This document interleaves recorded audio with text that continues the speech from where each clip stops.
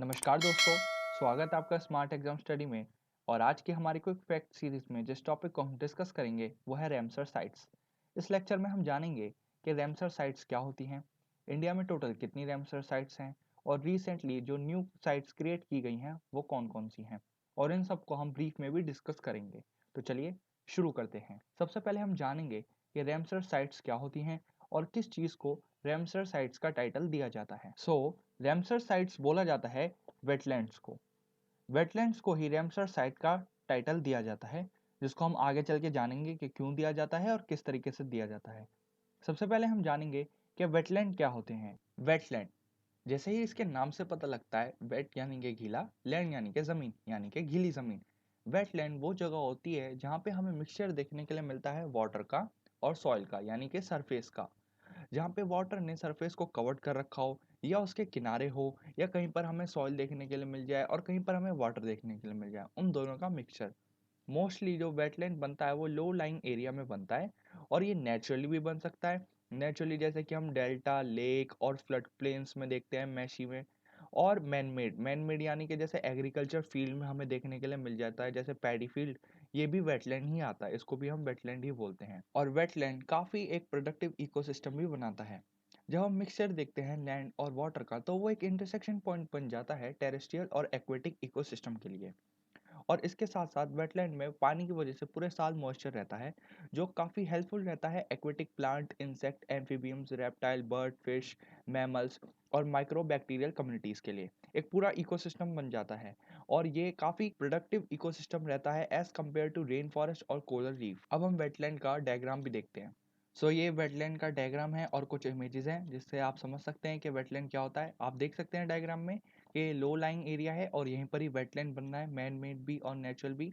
ये fresh water area जहाँ पे वाटर और लैंड मिक्स हो रहा है, ये नेचुरल वेटलैंड है। और ये राइस पैडी फील्ड्स, जहाँ पे आपको पैडी फील्ड्स देखने के लिए मिल रहे हैं, ये मैन मेड वेटलैंड है। और ये मोस्टली लो लाइंग एरिया में ही बनता है, जैसे मैंने आपको बताया। और आप देख सकते हैं ये पिक में भी ये एक फोटो है वेटलैंड की, कि किस तरीके से यहाँ पे एक इकोसिस्टम बना हुआ है, और कहीं कहीं पर हमें सॉइल देखने के लिए मिल रही है, कहीं कहीं पर वाटर। ये मैंग्रोव फॉरेस्ट में किस तरीके से वेटलैंड बना हुआ है, आप इसको देख के समझ सकते हैं और पॉज करके वीडियो को देख सकते हैं। चलिए बढ़ते हैं रैमसर साइट पे और समझते हैं रैमसर साइट क्या होती है। अब ये मैंने आपको बताया कि वेटलैंड साइट को बोला जाता है रैमसर साइट, लेकिन उन वेटलैंड साइट को बोला जाता है जो रैमसर कन्वेंशन के अंदर लिस्टेड हैं। रैमसर कन्वेंशन को हम आगे जाके पढ़ेंगे। और उनका ये एम रहता है ताकि इन वेटलैंड साइट को कंजर्व किया जाए, इनके नेचुरल रिसोर्स का एक सस्टेनेबल यूज़ किया जाए। इसीलिए उन्हें रैमसर कन्वेंशन के अंदर लिस्टेड किया जाता है और इसके बाद इन्हें रैमसर साइट बोला जाता है। रैमसर साइट इस वजह से बोला जाता है क्योंकि ये जो ट्रीटी हुई थी, the international treaty for the conservation and sustainable use of wetland, ये ईरान के एक सिटी रैमसर में हुई थी 1971 में। इस वजह से इसका जो नाम पड़ा वो रैमसर साइट पड़ा। और अगर कोई कंट्री की गवर्नमेंट इस कन्वेंशन में ज्वाइन होना चाहती है तो उसे अपनी एक वेटलैंड साइट को इसकी the list of wetland of international important में एक अपनी वेटलैंड साइट को लिस्टेड करवाना पड़ेगा। और उसके बाद ये जो रैमसर साइट लिस्टेड होएगी, इसकी मेंटेन, इसका इकोलॉजिकल कैरेक्टर को मेंटेन करने का और इसमें सारे चेंजेस देखने का, यानी कि उसकी पूरी देखभाल का काम वो गवर्नमेंट को करना पड़ता है। और रैमसर साइट को मेंटेन करने के लिए, उसकी लिस्ट को मेंटेन करने के लिए एक मॉन्ट्रो रिकॉर्ड बनाया जाता है, जो ट्रैक करता है मेजर इकोलॉजिकल चेंज जो वेटलैंड साइट में आए हैं, चाहे वो पॉजिटिवली आए हों या चाहे वो रिवर्स में आए हों। उन सब का रिकॉर्ड रखने के लिए मॉन्ट्रोक्स रिकॉर्ड यानी कि एक रजिस्टर बनाया जाता है। और इंडिया में अगर किसी वेटलैंड साइट को रैमसर साइट की लिस्ट में शामिल करवाना है, तो जो रैमसर कन्वेंशन के 9 पैरामीटर्स हैं उनमें से किसी एक के अंदर भी अगर वो वेटलैंड साइट आती है तो उसको रैमसर साइट डिक्लेयर कर दिया जाता है। ये थी रैमसर साइट्स। अब हम पढ़ते हैं रैमसर कन्वेंशन को, जिसकी वजह से जो रैमसर साइट का टैग है वो वेटलैंड को दिया जाता है। रैमसर कन्वेंशन ऑन वेटलैंड, इसको कन्वेंशन ऑन वेटलैंड्स भी बोला जाता है। वो इस वजह से क्योंकि ये ट्रीटी साइन हुई थी वेटलैंड को कंजर्व और उनके सस्टेनेबल यूज़ के लिए। 1960 के दौरान काफ़ी डिफरेंट कंट्रीज़ और एनजीओज ने नेगोशिएशन करा वेटलैंड्स के हैबिटेट को प्रोटेक्ट करने के लिए और माइग्रेटरी वाटर बर्ड्स को प्रोटेक्ट करने के लिए। इसकी वजह से 1971 में एक कन्वेंशन साइन हुआ जिसे हम रैमसर कन्वेंशन बोलते हैं, ईरान के एक सिटी रैमसर में। और 1975 में ये फोर्स में आया यानी कि लागू हुआ। तब इसमें 170 कंट्रीज इस ट्रीटी का पार्ट थी। रैमसर कन्वेंशन वर्क करता है इन सारी ऑर्गेनाइजेशन के साथ कोलैब करके, जो है IUCN international union for conservation of nature, bird life international, international water management institute, wetland international, wild fall and wetland trust और WWF इंटरनेशनल। अब हम जानते हैं कि रैमसर कन्वेंशन वर्क कैसे करता है, क्या क्या वो मेन पॉइंट है जिनकी वजह से किसी कंट्री को रैमसर कन्वेंशन में साइन होना पड़ता है। So how does this convention work, यानी कि ये कन्वेंशन काम कैसे करता है। सबसे पहले किसी कंट्री को रैमसर कन्वेंशन में रजिस्टर होना पड़ता है। उसके बाद उसे कुछ कमिटमेंट करनी होती है, जैसे कि सबसे पहले उसे अपनी कंट्री की एक वेटलैंड साइट को वेटलैंड ऑफ इंटरनेशनल इम्पोर्टेंट यानी कि रैमसर लिस्ट में शामिल कराना पड़ता है, और ये इंश्योर करना पड़ता है कि उसका इफेक्टिव मैनेजमेंट हो, यानी कि उसकी देखभाल सही तरीके से हो। और जब एक कंट्री रैमसर कन्वेंशन का हिस्सा बन जाती है तो उसे नॉलेज दी जाती है कि आप अपने वेटलैंड साइट को कैसे कंजर्व कर सकते हैं, उनका सस्टेनेबल यूज़ कैसे कर सकते हैं।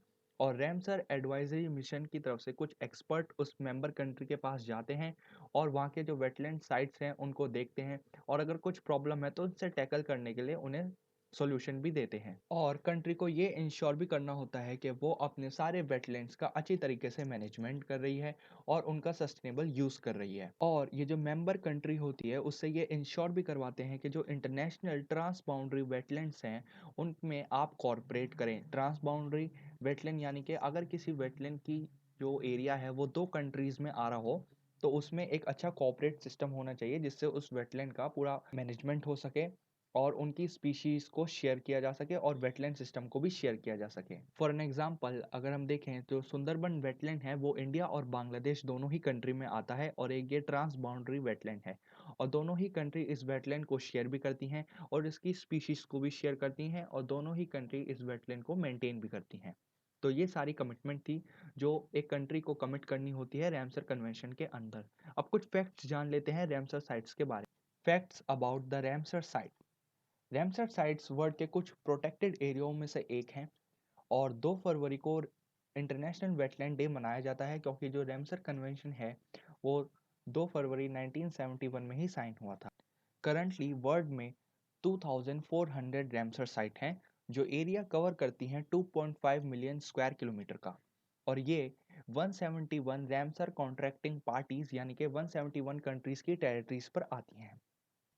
और वर्ल्ड की सबसे पहली रैमसर साइट 1974 में आइडेंटिफाई की गई थी जो कोबर्ग पेनिनसुला ऑस्ट्रेलिया में है, और सबसे ज़्यादा जो रैमसर साइट हैं वो यूरोप में है, जिसमें यूनाइटेड किंगडम के पास 175 रैमसर साइट हैं। और बोलिविया वर्ल्ड में सबसे लार्जेस्ट एरिया देता है रैमसर प्रोटेक्शन के अंडर, वो है 148,000 किलोमीटर। तो ये तो यहाँ तक हमने रैमसर साइट्स के बारे में जाना, कुछ फैक्ट्स के बारे में जाना, रैमसर कन्वेंशन के बारे में जाना।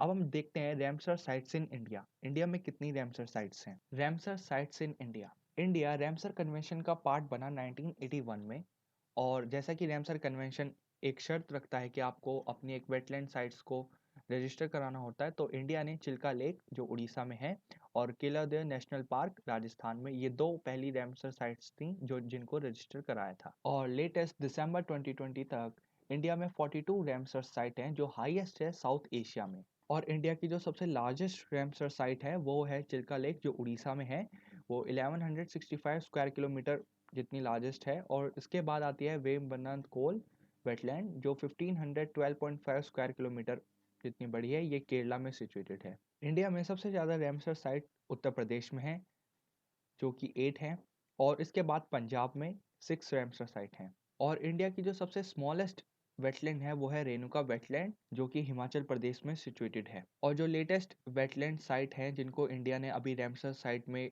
रजिस्टर्ड कराया है वो है तासोकार वेटलैंड कॉम्प्लेक्स जो लद्दाख में है, लोनार लेक महाराष्ट्र, सुर सरोवर उत्तर प्रदेश, आसान बारगे उत्तराखंड और कनावड़ लेक बिहार में। ये लेटेस्ट रैमसर साइट्स हैं इंडिया की। इंडिया में जो रैमसर साइट अनाउंस की जाती हैं वो की जाती है ministry of environment, forest and climate change के द्वारा। और जैसा कि मैंने आपको ऊपर बताया कि जो 9 पैरामीटर है रैमसर कन्वेंशन के द्वारा, उनमें से किसी एक पैरामीटर को अगर वो वेटलैंड साइट मैच करती है तो उसे रैमसर लिस्ट में शामिल किया जाता है। अब हम एक एक रैमसर साइट्स को डिटेल में पढ़ेंगे और जानेंगे उसकी प्रॉपर्टीज़ को।